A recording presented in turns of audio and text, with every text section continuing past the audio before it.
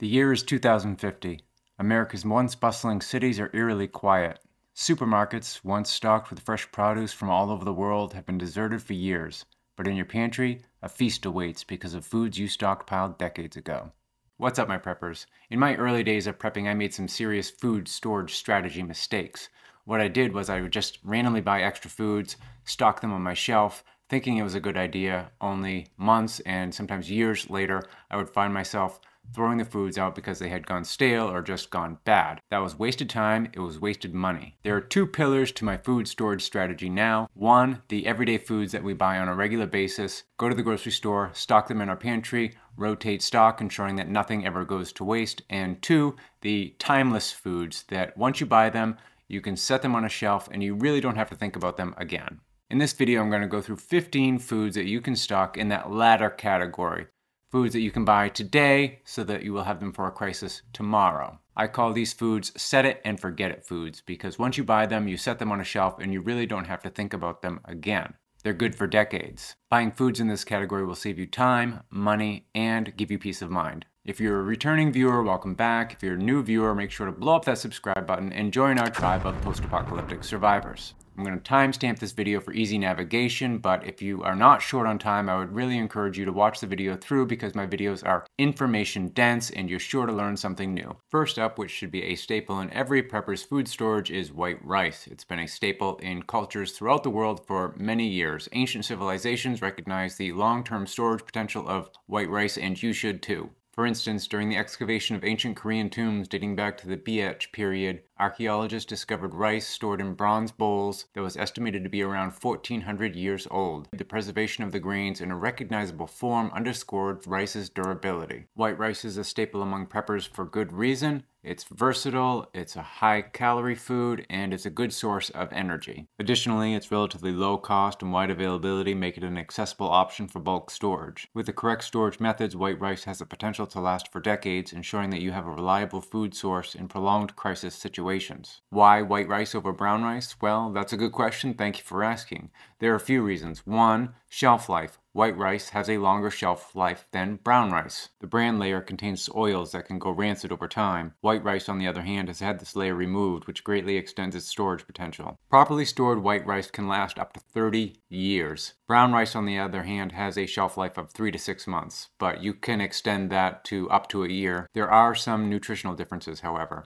Brown rice is more nutritious. It offers fiber, minerals, and vitamins that white rice does not. Still, white rice will offer a great source of carbohydrates and energy and calories because a cup of white rice will provide about 200 calories. The loss of nutrients that you're going to get by stocking white rice as compared to brown rice, you can make up for that by pairing the white rice with some other foods, which I'll get to in just a moment. Another attribute in white rice's favor is its reduced cook time. So if you're in a survival situation and you need to conserve fuel, fuel is scarce, white rice is going to cook faster than brown rice will. Another advantage of white rice is that it has a more neutral flavor. It can be easily paired with various dishes, spices, and sauces. Brown rice has a nuttier taste, which is not as universally preferred, particularly over longer periods of time. And another attribute in white rice's favor is its digestibility. In a crisis scenario, dealing with digestive pain can be problematic, making the easier to digest white rice a safer choice for a broader range of people. Now let's pause for a minute to talk about the storage of white rice, because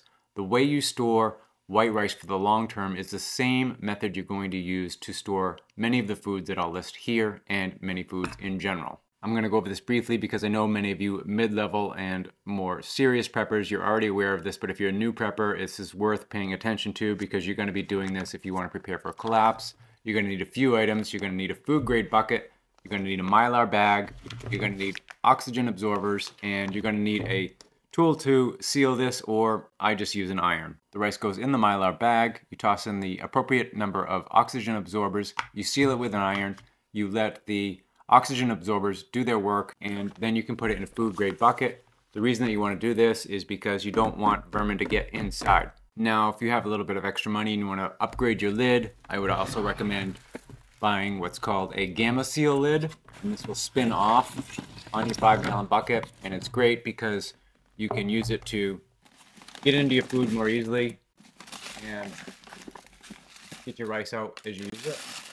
Now I have another video on how to store wheat berries long term. If you want to see the Mylar bag oxygen absorber process through, you can go and check that out. Oops, did I just give away the second food item on the list? No, I didn't. The second item is beans, which has also been a food staple for millennia. From ancient Egyptian tombs to the storehouses of the Mayans, beans have been found stored away for future use. In 2008, archaeologists unearthed a 1,500-year-old stash of beans in New Mexico. Beans' resilience and significance in ancient diets highlight their importance as a reliable food source. Now, there's a reason that I'm following white rice with dried beans. In a survival situation, you want to make sure that you can optimize nutrient intake. And remember when I said that you can pair white rice with certain foods to compensate what you're going to miss by not having brown rice?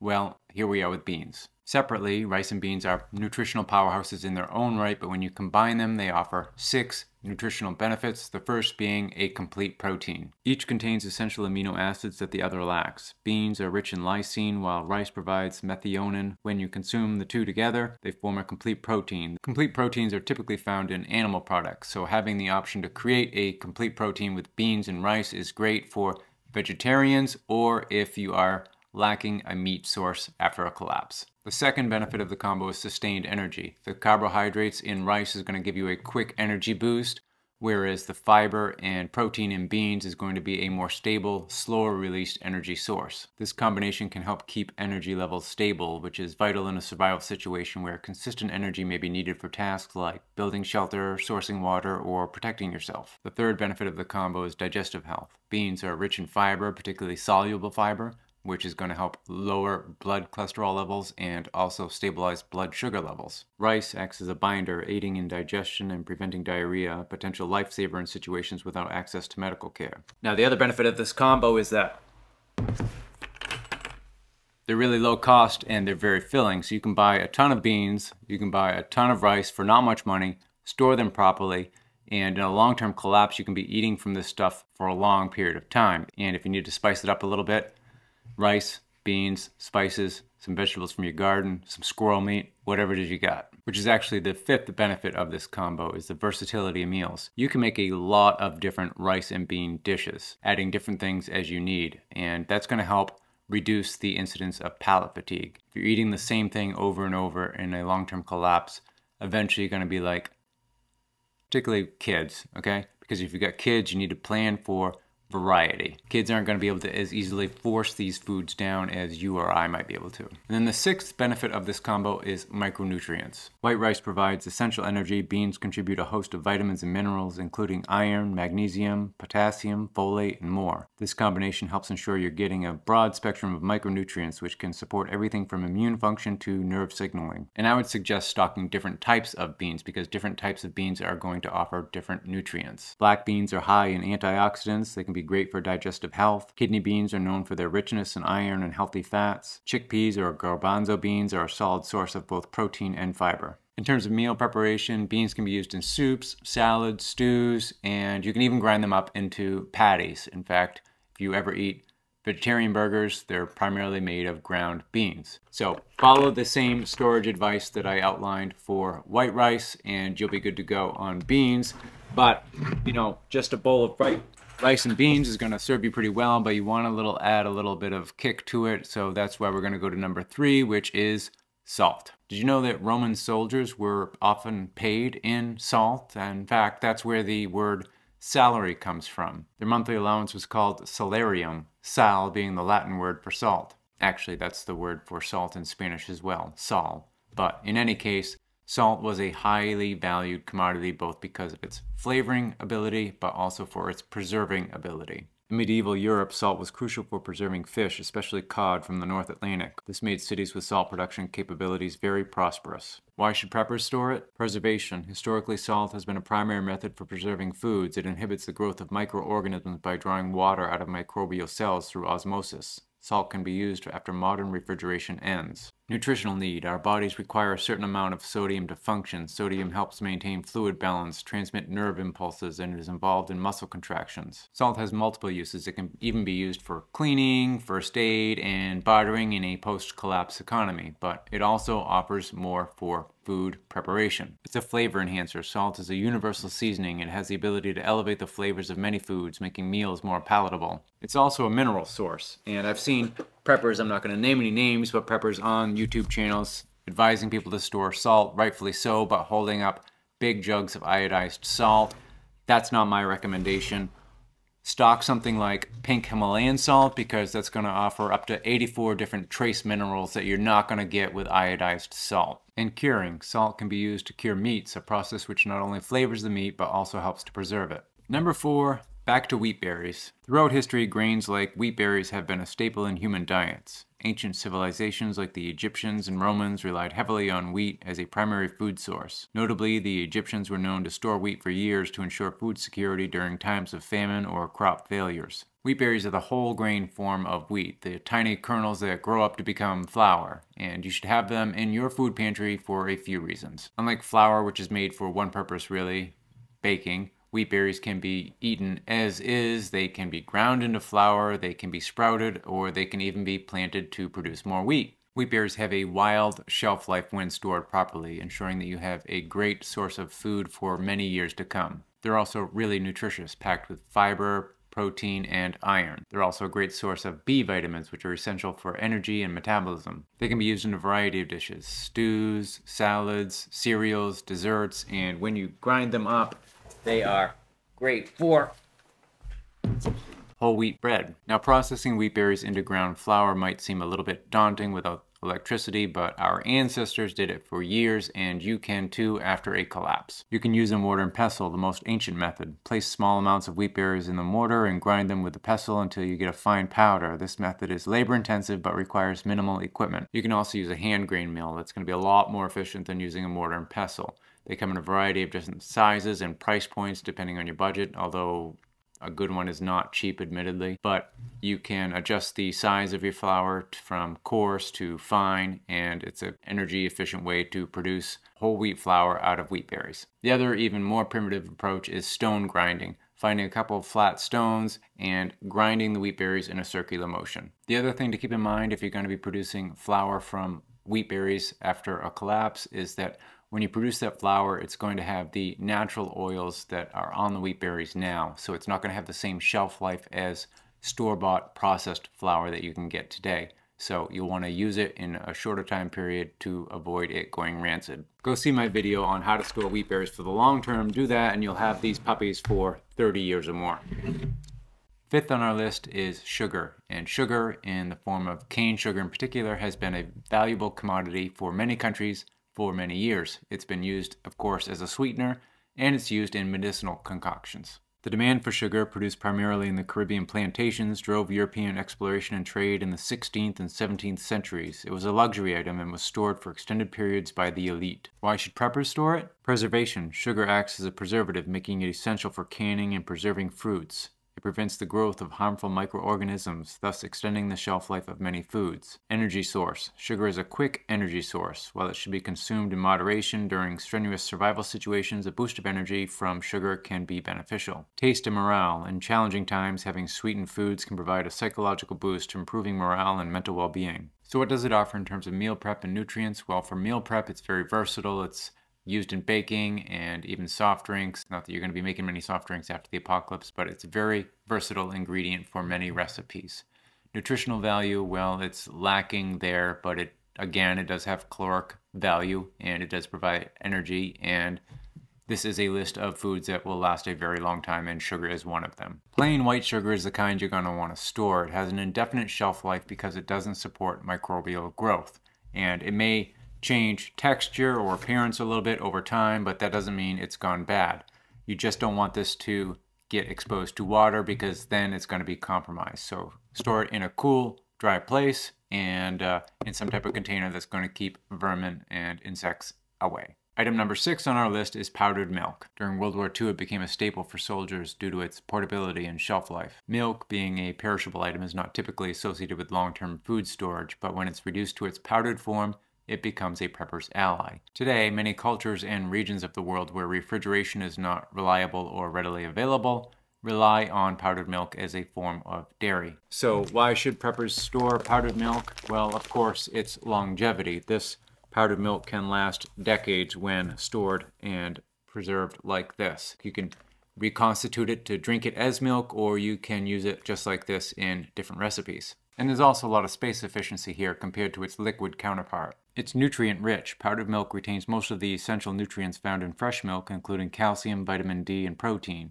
It has many culinary uses. Beyond just reconstituting it to drink, powdered milk can be used in baking, making sauces, soups, and even yogurt and cheese. When stored properly, powdered milk can remain fresh and nutritious for up to 20 years, but if you want to maximize its flavor and its nutritional value, consume it within 10 years. For maximum storage life, use the Mylar oxygen absorber storage strategy that I outlined, or buy it in number 10 cans like this. Number 7 on our list is hard liquor. Now, when it comes to prepping, storing alcohol is probably not going to be the first thing that comes to mind, but given its long shelf life, its multifaceted uses, and its enduring nature, it warrants a place in your food storage. Throughout history, alcohol has been a consistent companion to humans, from the ancient Egyptian using beer for medicinal and ritual purposes, to sailors in the 18th century being rationed rum to boost morale and combat scurvy. Its importance is undeniable. Moreover, during the Prohibition era in the US, the value of alcohol skyrocketed, turning it into a prime bartering commodity. Strong spirits like vodka, whiskey, rum, tequila,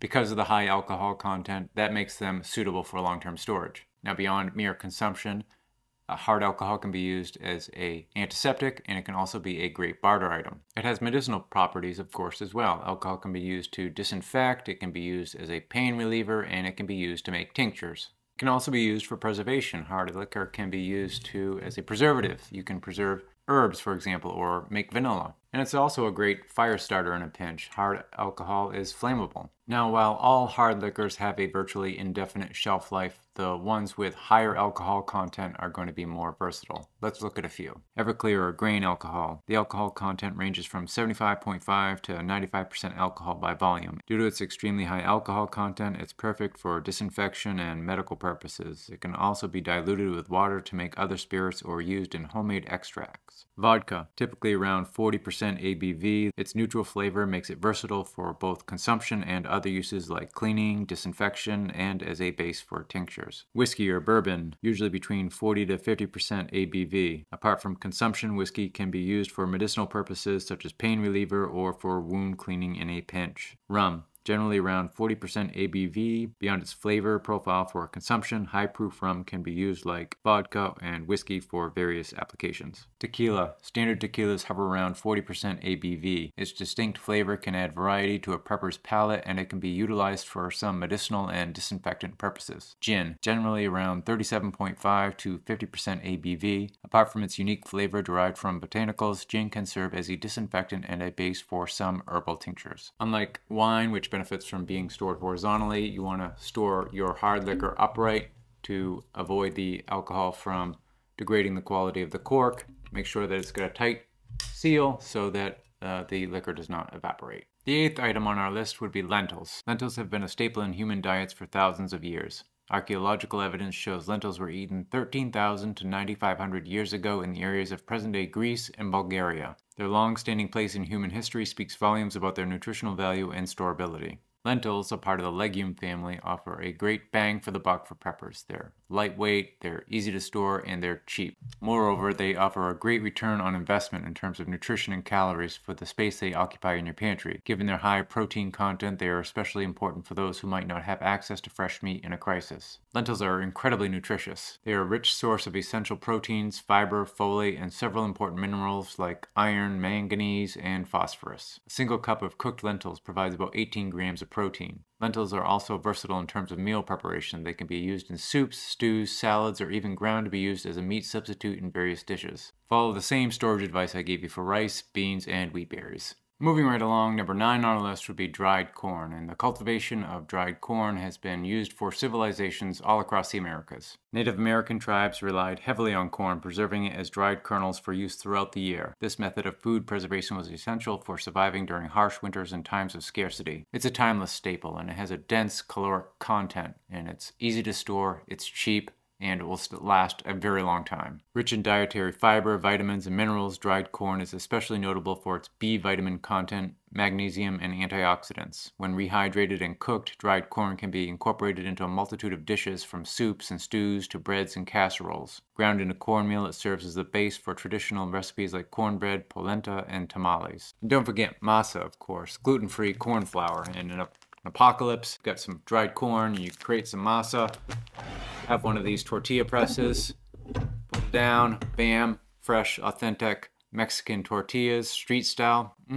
Que bueno. Next on our list is vinegar. The use of vinegar has dated back thousands of years. Ancient Egyptians and Greeks recognized its medicinal properties. In fact, Hippocrates, often referred to as the father of modern medicine, was known to use vinegar to treat wounds and other ailments. Vinegar is well known for its preservative qualities. Of course, it's acidic, so it inhibits the growth of bacteria. It's great for pickling vegetables, of course, and you could use this in your post-apocalyptic garden to extend the life of the vegetables through the winter season. Vinegar can also be used to prepare a variety of dishes, adding flavor to soups, salads, and marinades. It's an essential ingredient to many recipes, and its acidity can help tenderize meats and bring out flavors in food.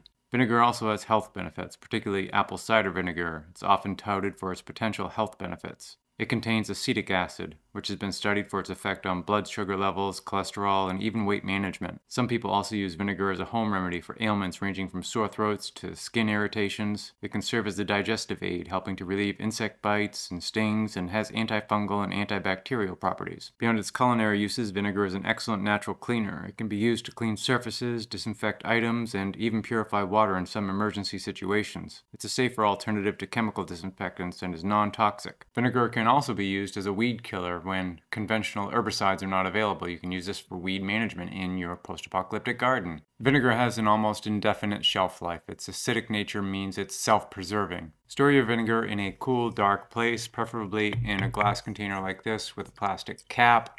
You don't want to store it in a plastic container because the plastic can degrade over long periods of time.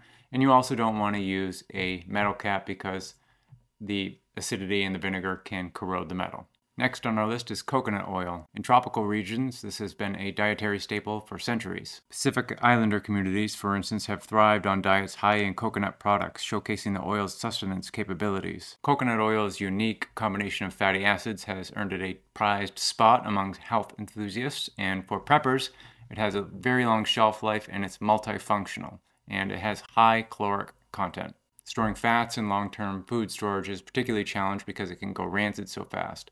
Coconut oil is going to give you the best shelf life. Fats are a dietary cornerstone, serving multiple roles. Like energy, fats are the most calorie-dense macronutrient, offering 9 calories per gram, making them a vital energy source, especially during periods of scarcity or high physical demand. Vitamin absorption. Certain essential vitamins like A, D, E, and K are fat-soluble, meaning they require fats for absorption and storage within the body. Brain health. Fats, particularly the types found in coconut oil, are essential for brain function. The brain itself is made up of nearly 60% fat. Temperature regulation. Fats act as insulators, helping maintain body temperature in cold environments. While many oils like canola or olive oil go rancid rather quickly, coconut oil has a high saturated fat content, which extends its shelf life. Coconut oil also has a high smoke point, allowing you to cook at higher temperatures with it. Another bonus to coconut oil is that it's solid at room temperature. So unlike canola or olive oil or any vegetable oil of any type, which is going to be liquid, this is going to be a lot less prone to spillage. Furthermore, it can be consumed directly. Now, a special note, when you're shopping for this, make sure you get extra virgin coconut oil. That's the first squeeze of the coconut meat, the copra, and that's going to give you a shelf life of about 5 years, which isn't forever, but for fats, it's a remarkable amount of time. So when you're shopping, think like Madonna, like a virgin, extra virgin. Next up on our list is going to make many of you happy, and that's instant coffee. During World War II, instant coffee gained immense popularity among American soldiers. It was included in their ration kits, allowing them to have a quick energy boost wherever they were. The Army's reliance on this beverage showcased its practicality and ease of use in challenging conditions. Now, a hot cup of coffee in troubling times is going to be a big morale booster. It's going to be a sense of normalcy, a reminder of the good old days in challenging times. It's going to be a sip of peace and comfort and warmth in the morning. There's also the added benefit of energy and alertness that comes from the caffeine that's in coffee. And having that extra boost of energy, not succumbing to fatigue, and being a little extra alert in a pinch could be critical in a survival situation. Instant coffee is also compact and lightweight, unlike traditional coffee beans or grounds. Instant coffee is highly concentrated, so you can store a large number of servings in a small space. It also has quick preparation, no need for a coffee maker or filters, just add hot water and you're good to go. Little known fact here is that instant coffee is actually freeze-dried coffee. The majority is freeze-dried, and freeze-dried is what you want because that's going to have the longest shelf life, typically a couple decades. Death Wish coffee, Starbucks of course, Alpine Star, but my actual favorite instant coffee is actually instant coffee built for and marketed for preppers, and that's Franklin's Finest. It boasts a 25-year shelf life, extended shelf life. It actually tastes surprisingly good. Link in the description if you want to check it out. Number 13 on our list is honey. Archaeologists have discovered pots of honey in ancient Egyptian tombs that are over 3,000 years old and yet still perfectly preserved. This ancient delicacy attests to honey's incredible shelf life and its value in ancient civilizations. There are plenty of reasons why you should stock it. It's a natural preservative. Due to its low water content, high acidity, and the presence of hydrogen peroxide, honey naturally resists bacteria and spoilage, making it a perfect item for long-term storage. Health benefits. Beyond its sweet taste, honey has been recognized for its antimicrobial properties and has been used as a remedy for various ailments throughout history. It can soothe the sore throat, act as a cough suppressant, and promote wound healing. It's also versatile. Honey isn't just for tea or toast. It's a sweetener that can be used in any food, in baking, and even for making mead. Honey is a natural source of carbohydrates, offering a quick boost of energy when you need it. It's rich in antioxidants and it promotes good gut bacteria. While all honey will have benefits, what you want to store is the raw, unfiltered honey, not the pasteurized kind. This has not been heated. This preserves all of its original qualities. Raw honey contains all the beneficial enzymes, vitamins, and minerals. It also contains pollen. Being unfiltered, raw honey contains bee pollen, which has been linked to numerous health benefits, including boosting the immune system, reducing inflammation, and improving liver function. It has a natural texture. Raw and unfiltered honey tends to have a creamier and more consistent texture. This is due to the presence of natural beeswax and other beneficial compounds that might be filtered out in the processed versions. Raw, unfiltered honey also has a richer, more robust flavor.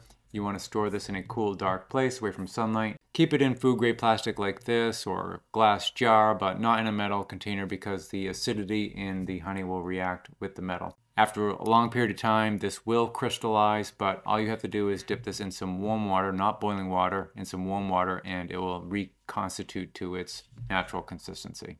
Next on our list is baking soda. And baking soda, believe it or not, has also been used for centuries. It's just sodium bicarbonate.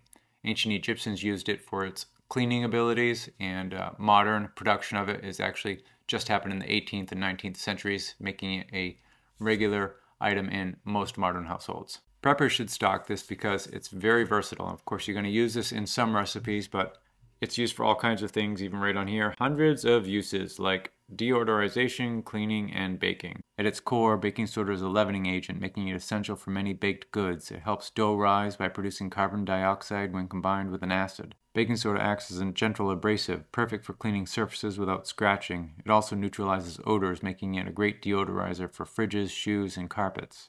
Baking soda can neutralize stomach acid, offering relief from heartburn and indigestion. Baking soda and water paste can also alleviate the pain from insect bites and stings. Keep it in its original package in a cool, dark place, airtight. It could potentially lose some of its strength over time. If you want to test it, just drop a teaspoonful in some vinegar. If it fizzes robustly, it's still good. If it does not fizzle robustly, you can still use it for its cleaning properties. Last but not least on our list is freeze-dried foods. I've saved this for last because while it's really convenient, it's also the most expensive item that I've listed here.